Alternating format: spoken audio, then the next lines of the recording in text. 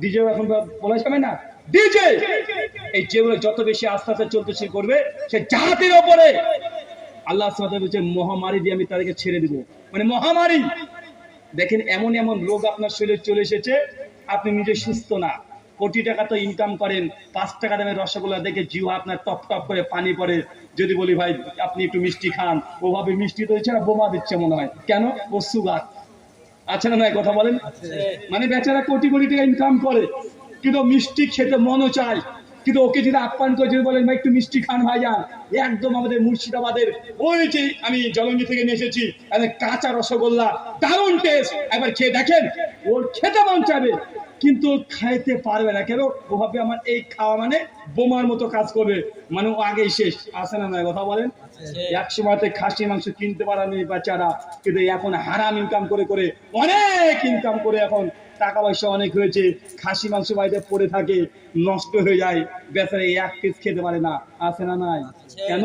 Cholesterol একদম high হয়ে গেছে, ইউরিক অ্যাসিড একদম পার করে দিয়েছে, থাইরয়েড একদম হাই হয়ে গেছে, সুগার একদম কঠিন অবস্থা। বেচারা 4 চাকায় 1টা না 2টা না 3টা, কিন্তু বেচারা প্রত্যেকদিন সকালবেলায় ঘুম থেকে উঠে বলছে বাজারে ব্যাগটা দাও, হেঁটে হেঁটে বাজার করি, মর্নিং ওয়ার্কও হয়ে যাবে, আমার বাজারও হয়ে যাবে। বা আছে না নাই, কথা বলেন। আপনাকে এই কথাগুলো বলে এটা বুঝাচ্ছি না যে এই রোগগুলো যেগুলো আল্লাহ দিয়েছে সবার জন্য এই গজব তা নয়, কিছু মানুষের জন্য রোগ বালা মুসিবাত। সহিহ বুখারী কিতাবে টিবে আল্লাহ নবী বলেছেন যদি কোনো মুমিন ব্যক্তির যদি জ্বর আসে, এই জ্বরটা মুমিন ব্যক্তির জন্য রহমত। কেন? আল্লাহ চায় ওই মুমিন বান্দার জ্বর দিয়ে দুনিয়াতে স্বাভাবিক তাপমাত্রা দিয়ে জাহান্নামের আগুন থেকে বাঁচাতে। মুমিন যদি রোগাগ্রস্ত অবস্থায় যে সবর করে, ধৈর্য ধারণ করে, তাওয়াক্কুল যদি ঠিক থাকে, সবর যদি করে, তাহলে তার গুনাহ ক্ষমা হতে থাকে। কি হয়, কথা বলেন। আর জালেমের উপরে যখন আসে, জালেমের উপরে যখন এগুলো আসে তখন কি? এটা তার জন্য দুনিয়াতে আগে আযাব। একজন আগে প্রশ্ন করেছে রুহুল আমিন ভাই, হিন্দু দাদারা মারা গেলে তারা কি করে, কথা বলেন?